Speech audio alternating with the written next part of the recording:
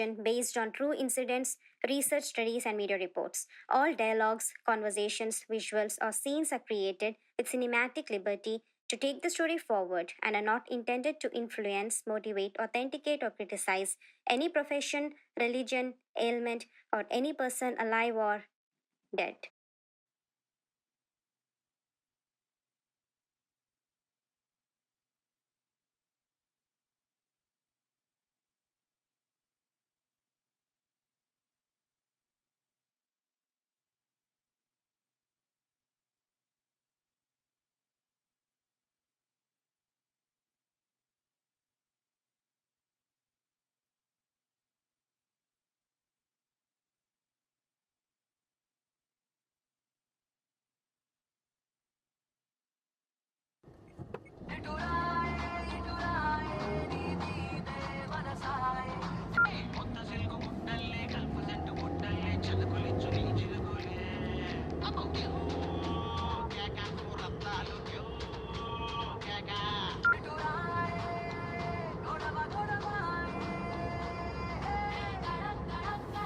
పాటల తర్వాత కానీ $10 million వస్తే ఏం చేస్తావే? అయినా నువ్వేం చేస్తావులే, మీ బంధువులంతా నేను బ్రెయిన్ వాషెస్ లాగేసుకుంటారు.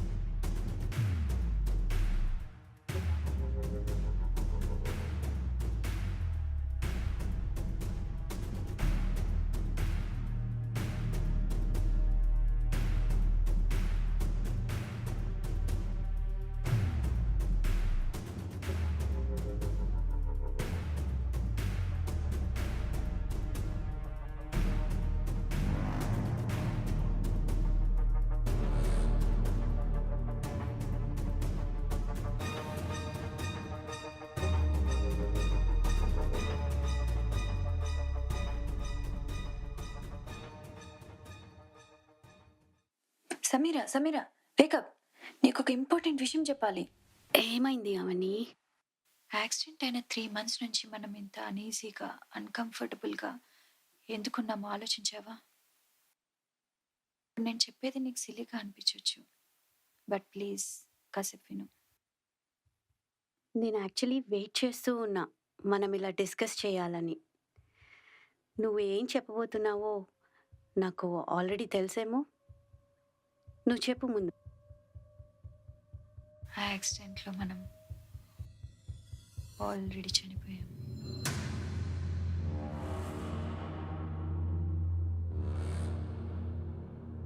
నువ్వు చెప్పిన విషయానికి నేను షాక్ అయి ఉండాలి, కానీ my mind is blank now. Yes or no అని నేను చెప్పలేను. నువ్వు కంటిన్యూ చేయి. వెయిట్, యాక్సిడెంట్ అయ్యాక నీకు గుర్తున్న లాస్ట్ మెమొరీ ఏంటో చెప్పు. యాక్చువల్లీ ఆ మూమెంట్లో నాకు అసలు ఎలాంటి పెయిన్ అనిపించలేదు, బట్ చాలా రిలీఫ్గా, ఒక పీస్ ఆఫ్ మైండ్ అనిపించింది. అండ్ నా కళ్ళు కట్టినట్టు గుర్తుంది. అక్కడ గార్డెన్ ఫుల్ ఆఫ్ ఫ్లవర్స్లో నేను ఫ్లోట్ అవుతున్నట్టు, లైక్ ఇన్ స్పేస్, గ్రావిటీ లేకుండా ఉన్నట్టు అనిపించింది నాకు. నువ్వు ఇదంతా చెప్పి నా తలపైన భారం తీసేశావు. నువ్వు చెప్పిన ఎవ్రీ మూమెంట్ నేను కూడా ఎక్స్పీరియన్స్ చేశాను, కానీ నీకు చెప్పడానికి హెసిటేట్ చేశాను, నువ్వు నమ్ముతావో లేదో అని. ఆ తర్వాత నాకు కొన్ని విషయాలు తెలిసాయి. అవునా? అసలు ఏం చెప్తున్నావు? అసలు మ్యాటర్ ఏంటో చెప్పు. నేను లాస్ట్ 2 monthsగా ఒక రీసెర్చ్ ఇన్స్టిట్యూట్తో టచ్లో ఉన్నాను. ఆ ఇన్స్టిట్యూట్ పేరేంటో తెలుసా? Near death experience research foundation. ఆ ఇన్స్టిట్యూట్ని ఎవరు రన్ చేస్తున్నారో తెలుసా? What the fuck? అసలు నాతో ఇదంతా ఎప్పుడు చెప్పలేదేంటి? Near death ఫౌండేషనా? ఎవరు రన్ చేస్తున్నారు అసలు? అసలు ఇదంతా ఏంటి? నాకు అసలు క్లియర్గా చెప్పు. ఆ రీసెర్చ్ ఇన్స్టిట్యూట్ని రన్ చేసేవాళ్ళు హండ్రెడ్స్ ఆఫ్ డెత్ కేసెస్ని క్లోజ్గా అబ్జర్వ్ చేసిన ఆంకాలజిస్ట్స్. వాళ్ళు 1300 డెత్ కేసెస్ని క్లోజ్గా ఎగ్జామిన్ చేసి డెత్కి స్ప్లిట్ సెకండ్స్ ముందు ఏం జరుగుతుందో కొన్ని కామన్ ఎలిమెంట్స్ని వాళ్ళు డిస్కవర్ చేశారు. ఆ కామన్ ఎలిమెంట్స్లో ఫస్ట్ థింగ్ మనం ఎక్స్పీరియన్స్ అయినట్టు ఒక out of the body feeling, విపరీతమైన మనశ్శాంతి. ఆ నెక్స్ట్ లెవెల్లో ఒక టన్నల్లో ఫ్లోట్ అవుతూ ఒక బ్రైట్ ప్లేస్కి వెళ్ళడం. అక్కడ మన సోల్ హ్యాపీనెస్తో వార్మ్త్తో నిండిపోవడం. ఆ తర్వాత చనిపోయిన మన లవ్డ్ వన్స్ని కలవడం. అండ్ ఫైనలీ ఈ వరల్డ్లో ఏం జరుగుతుందో అని చూడడం. అన్నీ జరుగుతాయట. డెత్ తర్వాత ఇలా ఉంటుందని వాళ్ళు చెప్పగలిగారు, కానీ యాక్సిడెంట్ తర్వాత మనం ఆ స్టేజ్కి ఎందుకు వెళ్ళలేకపోయామో వాళ్ళు చెప్పలేకపోయారు. ఈ విషయం అర్థం చేసుకోవడానికి నేను కొన్ని స్పిరిచువల్ బుక్స్ కూడా చదివాను. నాకు తెలిసిన నిజం ఏంటంటే, బాడీ చనిపోయాక సోల్ ఆ నెక్స్ట్ స్టేజ్కి వెళ్తుంది. దాన్నే సాల్వేషన్ అంటారు, అంటే మోక్షం. కానీ మన పరిస్థితి ఏంటంటే, మన బాడీ చనిపోకముందే సోల్ మనని విడిచి వెళ్ళిపోయింది. మన సోల్ మన బాడీలో లేదు ఇప్పుడు. We are mentally dead. జస్ట్ ఈ బాడీ మాత్రం మిగిలింది. అందుకే మనం ఆ నెక్స్ట్ స్టేజ్కి వెళ్ళలేకపోతున్నాం. మనం ఆ నెక్స్ట్ స్టేజ్ వెళ్ళాలంటే సూసైడ్ చేసుకుంటే? సూసైడ్ సొల్యూషన్ కాదు. నాకు కూడా ఆ థాట్స్ వచ్చాయి. అందుకే నేను ఆ రీసెర్చ్ ఇన్స్టిట్యూట్ని అప్రోచ్ అయ్యాను. అండ్ గరుడ పురాణంలో కూడా సూసైడ్ గురించి చదివాను. Suicide is a very bad thought. మన బాడీకి అంత పెయిన్ ఇచ్చినప్పుడు సోల్కి అంత హ్యాపీనెస్ ఎలా వస్తుంది? It's impossible. దీనికంతా మీనింగ్ ఒకటే. సైంటిఫిక్గా చూసినా, రిలీజియస్గా చూసినా, లాజికల్గా నువ్వేమైనా అడిగితే నేను చెప్పలేను. కానీ నేను నమ్మింది, నాకు తెలిసింది ఇదే. You are right Avani. We are dead. Congratulations. I want to take you somewhere. Let's go. ఎక్కడికి తీసుకెళ్తున్నావే? కొంచెం ఓపిక పట్టు. నీకు ఇవాళ చాలా మెమొరబుల్ అవ్వబోతుంది. ఆకాష్, అతనిచ్చే ప్రూఫ్తో మన న్యూస్ ఆర్టికల్ కనుక పబ్లిష్ చేస్తే మన న్యూస్ వెబ్సైట్ వ్యూస్, స్పాన్సర్స్, అడ్వర్టైజ్మెంట్స్తో ఇంకో నెక్స్ట్ లెవెల్కి వెళ్తుంది. కానీ ఈ ప్లేస్లో వెయిట్ చేయడమే చాలా ఇబ్బందిగా అండ్ చాలా భయంగా కూడా ఉంది. అతను ఇంకో ప్లేస్ ఎక్కడైనా కలిసి ఉండొచ్చు కదా. హే, ఒక నిమిషం ఆగు. లాస్ట్ 30 minutesలో ఫస్ట్ కార్ వస్తుంది, అతనే అనుకుంటా. మరి చనిపోయిన వాళ్ళు దయమైనట్టు రామ్ గోపాల్ వర్మ లాంటి మూవీస్లో చూస్తుంటారు కదా. అంటే మనకు తెలియకుండా మనం దయ్యాలయ్యామంటావా? ఇప్పుడు బ్రతుకున్న వాళ్ళ మీద మనము టార్చర్ చేయాలా? టార్చర్ చేయాలంటే దయ్యం అవ్వాల్సిన అవసరం లేదు. ఆర్జీవిలా మూవీస్ చూస్తే చాలు. ఆకాష్, అతను కాదు, ఎవరో ఇద్దరు అమ్మాయిలు కాంపౌండ్లోకి టర్న్ అవుతున్నారు. ఇందులో అంత వింతే ఉంది. సర్లే, వాళ్ళని పట్టించుకోకు. మన ఇన్ఫార్మర్ సంగతి చూడు. కాల్ చేసి కనుక్కో ఎక్కడున్నాడు. Hey wait Akash, something is strange. వాళ్ళు వెళ్తున్న ప్లేస్కి వాళ్ళ బిహేవియర్కి అస్సలు సింక్ లేదు. అక్కడ ఏదో జరుగుతోంది. నేను వెళ్ళి చూస్తా, ఒక నిమిషం ఆగు. వాళ్ళ మా నాన్న వాళ్ళు పోతారు. మన న్యూస్ పోర్టల్ సంగతి చూడు. Hey no, I'll call you later. By.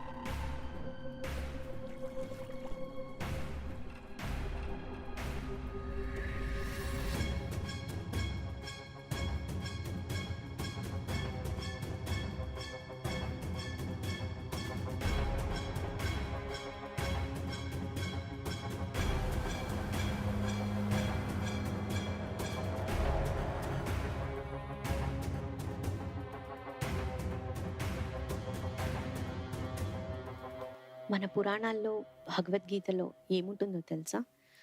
చనిపోయాక బాడీ చుట్టే ఉంటుంది ఆత్మ. బాడీని కాల్చేసే వరకు. అందుకే మన వాళ్ళు క్రిమేట్ చేస్తారు, బరీ చేయకుండా. కానీ ఇక్కడ బరీడ్ బాడీస్ ఉన్నాయి. This is the closest we can feel the complete death. అందుకే నేను ఇక్కడికి తీసుకొచ్చాను. నేచర్ మనని ఇటువంటి వింత సిచ్యువేషన్లో పెట్టింది. ఈ నేచరే మనకి సొల్యూషన్ కూడా చూపిస్తుంది.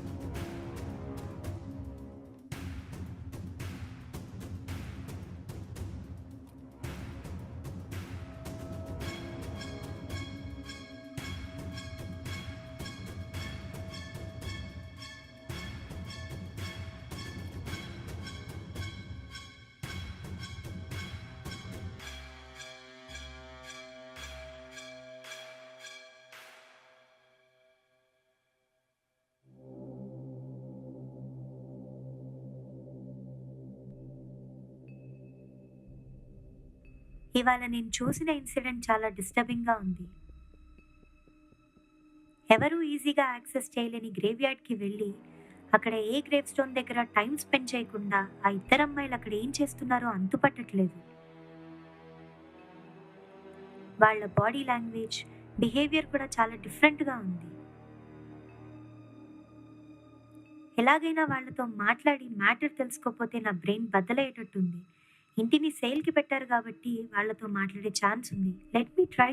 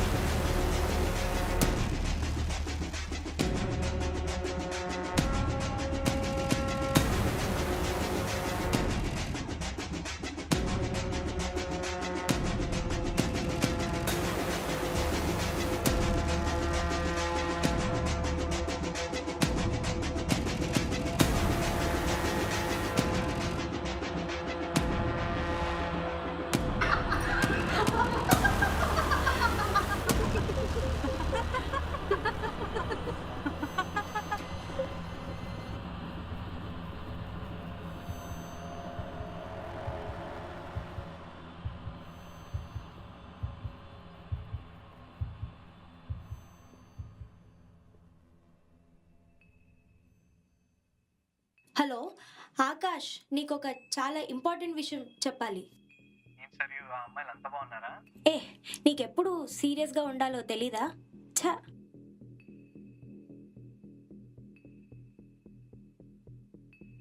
హలో అమ్మ, నాకు ఒక ఇన్ఫర్మేషన్ కావాలి.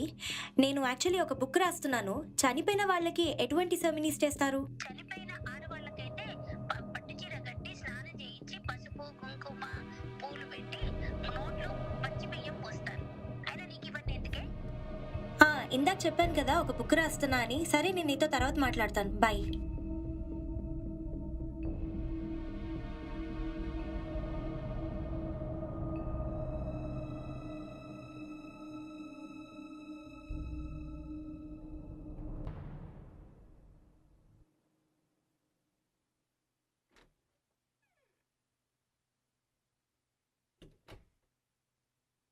Hi, I have an appointment with Dr. Surya Prakash. Sure, please be seated in his office. Thank you. Hello Sarayu, ఎలా ఉన్నామ్మా? బాగున్నాను అంకుల్, మీరెలా ఉన్నారు? బాగున్నా, కూర్చోమ్మా. ఇంతకీ అమ్మా నాన్న ఎలా ఉన్నారు? ఇద్దరు బాగున్నారు. మీ బిజీ స్కెడ్యూల్లో కూడా నన్ను కలవడానికి టైం స్పేర్ చేస్తున్నందుకు థ్యాంక్ యూ. నిన్న మీకు ఫోన్లో చెప్పాను కదా ఆ విషయం గురించి. అది నాకు ఎంత టెన్షన్ క్రియేట్ చేస్తుందో నేను మాటల్లో చెప్పలేకపోతున్నాను. No problem Sarayu. Let me ask you one thing. ఇలాంటి విషయాలు నీలాంటి జర్నలిస్ట్ కానీ, ఇన్వెస్టిగేటర్లు కానీ, పోలీసులు కానీ సాల్వ్ చేయాలి, కానీ నాలాంటి సైకియాట్రిస్టులు ఏం చేయగలరమ్మా? అవన్నీ ట్రై చేశాను అంకుల్. ఎప్పుడైతే గ్రేవ్యార్డ్లో వాళ్ళ పిచ్చి చేసల్ని చూశానో అప్పుడు సరే ఏదో పిచ్చోళ్ళు అని అనుకున్నాను. కానీ నిన్న నైట్ వాళ్ళ ఇంట్లో జరిగింది చూశాక నా మైండ్ బ్లాక్ అయిపోయింది. వెంటనే నా కొలీకి కాల్ చేసి చెప్పాను. తనేమో సిచ్యువేషన్ని సీరియస్గా తీసుకోవట్లేదు. సరే అని పోలీసులకు కాల్ చేస్తే వాళ్ళేమో ప్రైవేట్ ప్రాపర్టీలో జరిగేదానికి ఏం యాక్షన్ తీసుకోలేము అని అన్నారు. కానీ నేనెలా ఊరుకోలేకపోతున్నాను. తర్వాత మా అమ్మకు ఫోన్ చేశాను. ఇలా పట్టు చీర కట్టుకొని పసుపు బొట్టు నోట్లో బియ్యం కుర్చీలో కూర్చొని ఎవరికి తలమించి స్నానం చేయిస్తారని అడిగితే అప్పుడు ఆవిడ చెప్పారు చనిపోయిన వాళ్ళకి చేయిస్తారు అని. కానీ ఆవిడికి నేను ఏ విషయం గురించి అడుగుతున్నానో తెలీదు. ఏదో బుక్ రాయడం కోసం అడుగుతున్నానని అనుకున్నారు. అసలు ఎందుకు ఇంతకీ నువ్వెందుకు ఈ కేసుని అంతలా ఇన్వెస్టిగేట్ చేయాలనుకుంటున్నావు? బతుకున్న వాళ్ళు చనిపోయిన వాళ్ళలా బిహేవ్ చేస్తే ఫస్ట్ చాలా భయం వేసింది. కానీ తరువాత ఏమైనా వాళ్ళకి మెంటల్ ప్రాబ్లం ఉందేమో అని అనిపించింది. సో మీరైతే కరెక్ట్గా చెప్తారని చెప్పేసి మిమ్మల్ని కలవడానికి వచ్చాను. ఓకే, నువ్వు చెప్పింది వింటుంటే చాలా ఇంట్రెస్టింగ్గా ఉంది. కానీ నువ్వు చెప్పిన దాన్ని బట్టి నేను డయాగ్నోస్ చేయడం కానీ జడ్జ్ చేయడం కానీ కరెక్ట్ కాదు. అది కుదరదు కూడా. అసలు ఏం చేయమంటారు? ఇప్పుడు వాళ్ళు ఉన్న సిచ్యువేషన్లో మీ దగ్గరికి తీసుకురావడం అంటే చాలా కష్టం. అసలు వాళ్ళకి నేను ఎవరో కూడా తెలీదు. అండ్ నేను వాళ్ళని ఫాలో అవుతున్నట్టు వాళ్ళకి అసలు తెలీదు అనే అనుకుంటున్నాను. అయితే నీకో సలహా ఇస్తాను.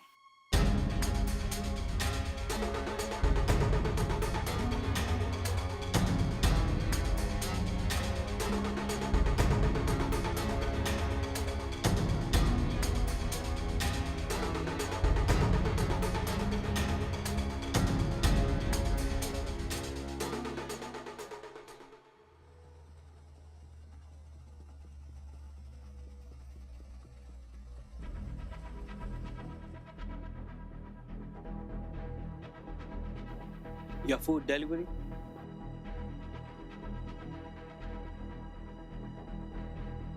Keep the change. Thank you.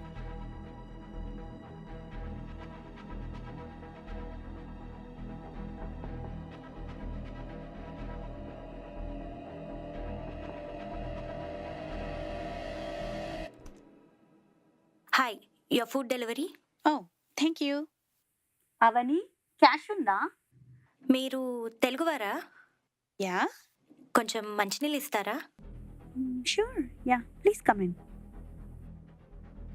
So you work in food delivery here? లేదు, ఇది నా పార్ట్ టైం. నేను న్యూస్ పోర్టల్ రన్ చేస్తున్నాను. ఓ, మీడియా, ఇంట్రెస్టింగ్. ఏం ఇంట్రెస్టింగ్ అండి, ఎప్పుడు చంపుకోవడాలు చచ్చిపోవడాలు ఇంతే కదా. మొన్న ఈ మధ్య ఒకడు జిహాద్ అని చెప్పి సూసైడ్ అటెంప్ట్ చేసుకున్నాడు. బ్రతిగుండగా లేంది చచ్చి ఏం సాధిస్తారో ఏంటో. చనిపోయాక ఏమవుతుందో భగవద్గీత, ఖురాన్, బైబిల్లోనూ ఉంటుంది.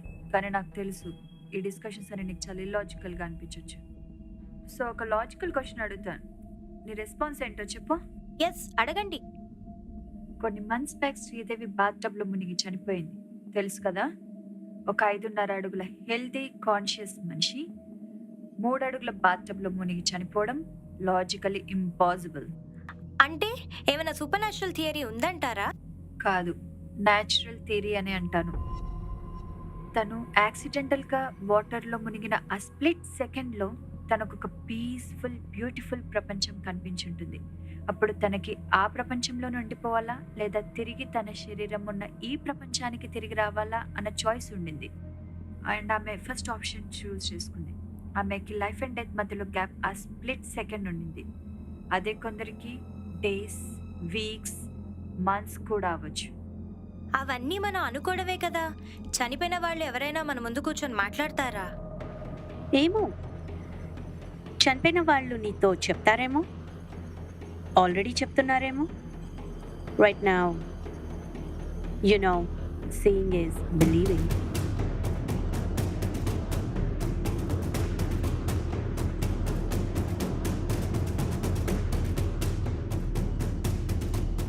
ఓకే, నాకు లేట్ అవుతుంది, నేను వెళ్తానిక. ఏంటమ్మా సరియు, ఓకేనా? లేదంకల్, సంథింగ్ ఇస్ సీరియస్లీ రాంగ్. మనం లాస్ట్ టైం ఒక కేసు గురించి డిస్కస్ చేసాం, అది ఎంత దాకా వచ్చింది? మీరు చెప్పినట్టే చేశాను అంకుల్.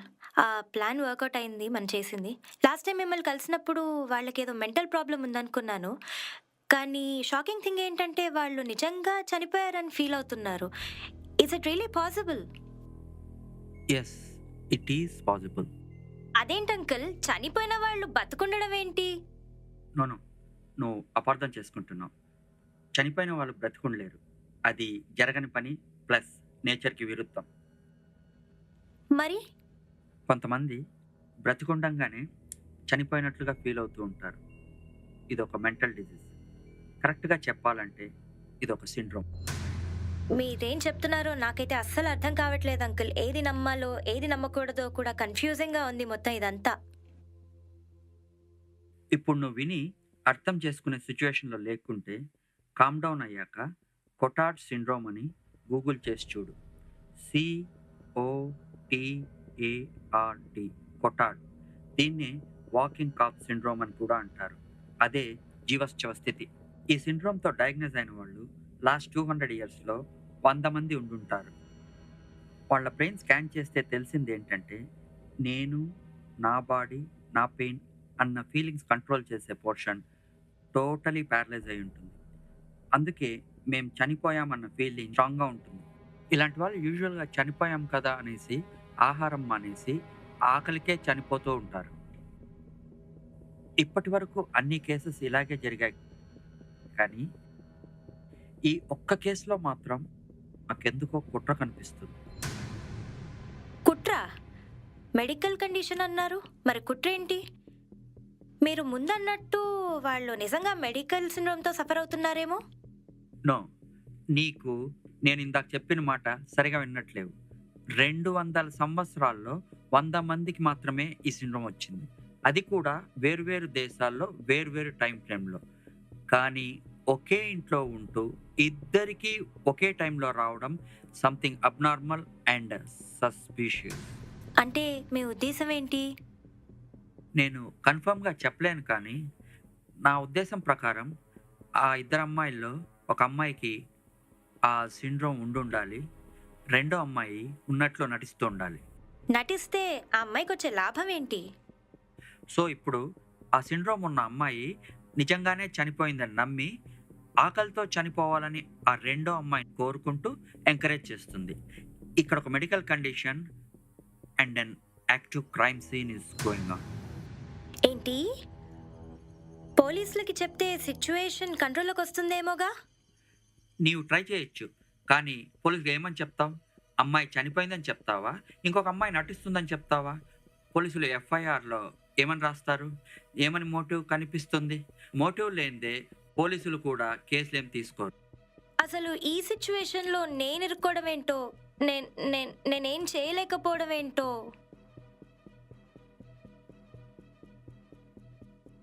నువ్వు ఏమి చేయలేకపోవడం అనేది విషయం కాదమ్మా. ఇక్కడ ఇద్దరిలో ఎవరికి సిండ్రోమ్ ఉందో తెలుసుకునే స్కోప్ ఉంది.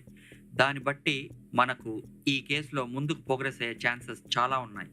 నేనేం చేయొచ్చో చెప్పండి. జాగ్రత్తగా వినమ్మా.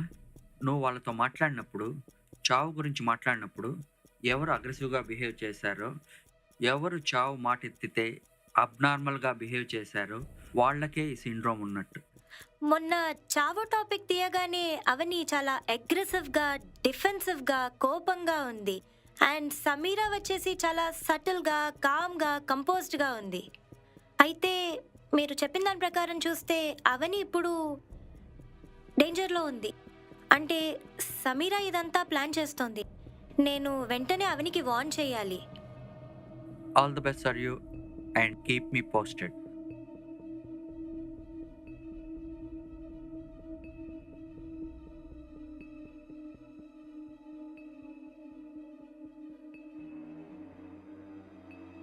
హలో అవని, మీతో చాలా ఇంపార్టెంట్ విషయం మాట్లాడాలి.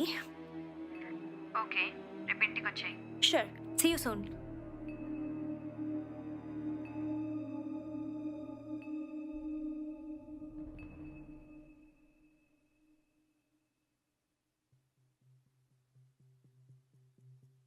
సమీరా ఎక్కడా? లేదు, తన ఇంట్లో. Can I ask you something?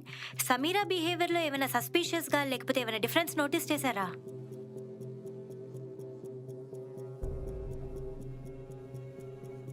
Akash and మీరు?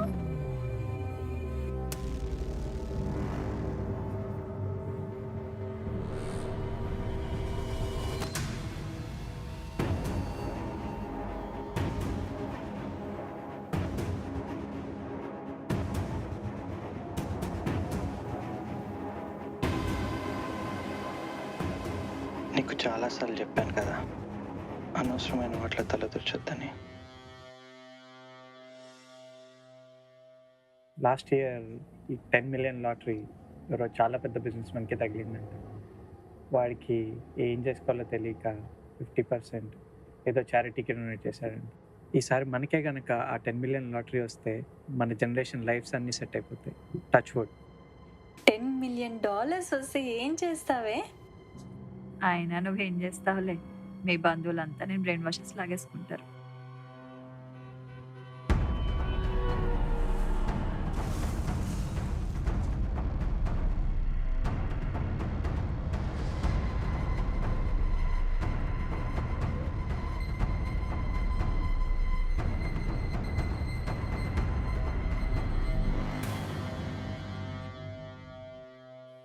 అవని, మన లాటరీ నెంబర్ ఎంత?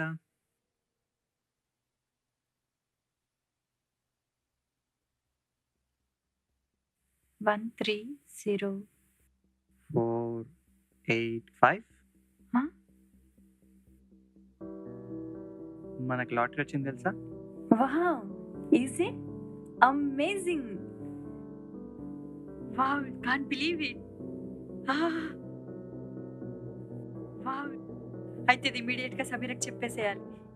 ఆగు అవని, ఎందుకు ఆకాష్, ఏమైంది? తను నార్మల్ పర్సన్ కాదు. వాట్? నేను కొన్ని లెటర్స్ చూశాను తనకు వచ్చినవి. అవి నియర్ డెత్ ఫౌండేషన్ అని ఒక ఆర్గనైజేషన్ నుండి తనకు వచ్చిన లెటర్స్. అది చదివాక నాకు డౌట్ వచ్చి తన మెయిల్స్ కూడా చెక్ చేశాను. అవన్నీ చూశాక నాకు అర్థమైంది ఏంటంటే తను యాక్చువల్లీ చనిపోయాను అనుకుంటుంది. I can't believe this. అసలు ఏం చెప్తున్నావు నువ్వు? నిజమవుని, నేను తన అవుట్ బాక్స్లో చూశాను. నేను డాక్టర్స్తో కూడా మాట్లాడాను. తను ఆల్మోస్ట్ చనిపోయినట్టే అని చాలా క్లియర్గా చెప్పారు. నిజం, తనకి ఈ డబ్బులు కానీ ఈ ప్లెజర్స్ కానీ కేవి తనకు మ్యాటర్ అవ్వవు. We really lost her. What? Sameera నా ఫ్రెండ్ కూడా. కానీ ఈ 50% షేర్ తనకిస్తే తన్ని లైఫ్ లాంగ్ వేధించిన తన రిలేటివ్స్, తన చుట్టూ ఉన్న వాళ్ళే మింగేస్తారు. దానికంటే ఇప్పుడు మనం తను ఉన్నంత కాలం హ్యాపీగా చూసుకొని చాలా మంచిగా తన్ని సాగనంపడం ఇంపార్టెంట్ అని నేను నమ్ముతున్నాను. అనవసరంగా లాటరీ టాపిక్ గురించి తనకి చెప్పి తనకున్న సమయాన్ని డిస్టర్బింగ్గా చేయాలని నేను అనుకోవట్లేదు, అందుకే వద్దంటున్నా.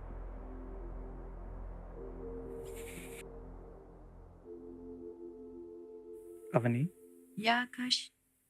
నాకెందుకో సమీరాకి మన హెల్ప్ కావాలేమో అనిపిస్తుంది. తనెందుకో తన ప్రాబ్లమ్ని మనతో ఓపెన్గా షేర్ చేసుకోవట్లేదు అనిపిస్తుంది. మనం ఏం చేయగలం? మనకు కూడా అదే ప్రాబ్లం ఉన్నట్టు మనకు ఫేక్ అష్యూరెన్స్ ఇస్తే తను ఓపెన్ అయ్యే ఛాన్సెస్ ఉన్నాయని డాక్టర్తో మాట్లాడినప్పుడు చెప్పాడు. మరి అది వర్కౌట్ అవుతుందా?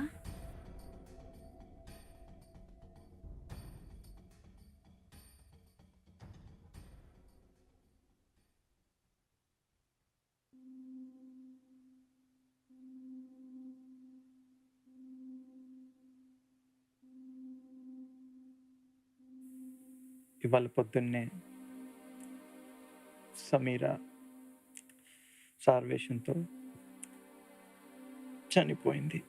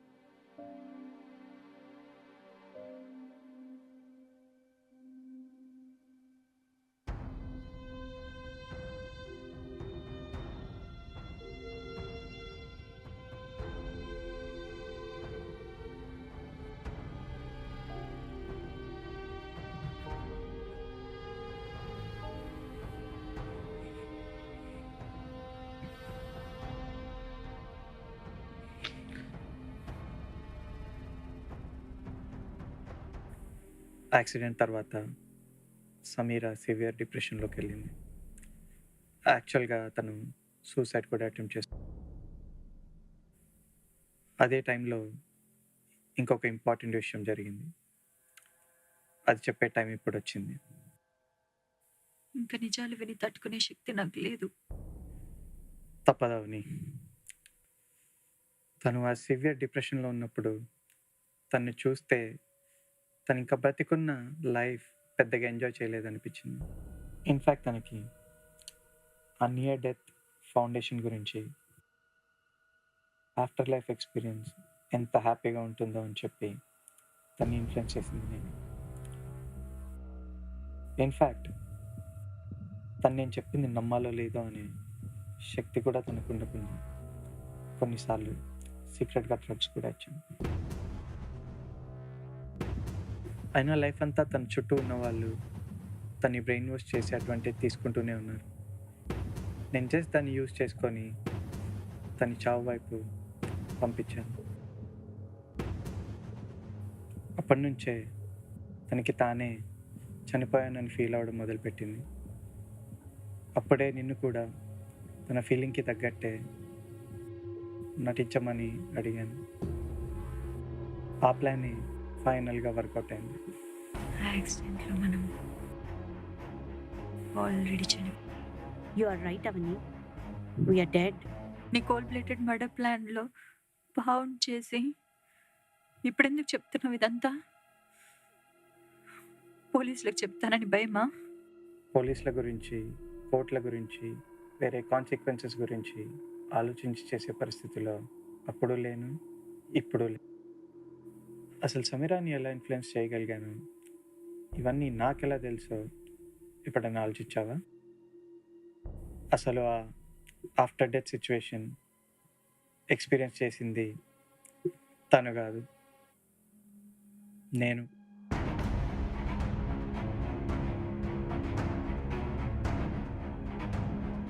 ఇప్పుడు నేను కేవలం నడుస్తున్న శవాన్ని మాత్రమే.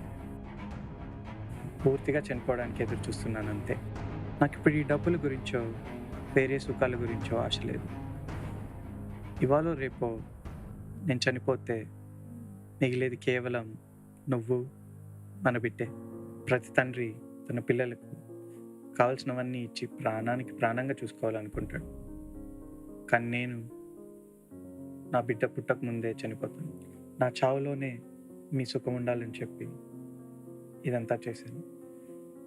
సరియు, సమీరా కేవలం దీంట్లో బలైపోయారు. నాకు కొంచెం అనీజీగా ఉంది. నన్ను ఒక చోటుకి తీసుకెళ్తాను.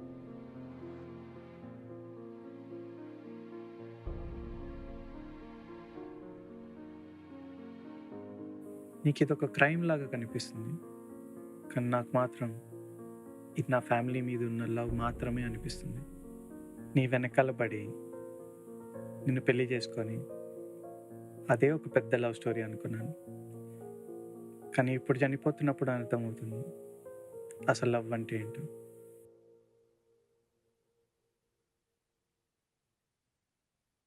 I have an important and interesting topic for your PhD. Insensitivity towards crime in the mindset of Cotard syndrome patient. Cotard syndrome దాని గురించి చదివాను, కానీ దానికి సంబంధించిన న్యూస్ ఆర్టికల్స్ ఆర్ ఫ్యాక్ట్స్ దొరకడం కష్టం కదా doctor? I will give you some important material and references about the subject.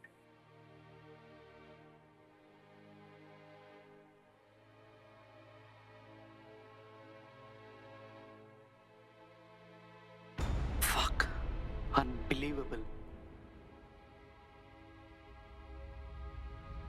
Doctor,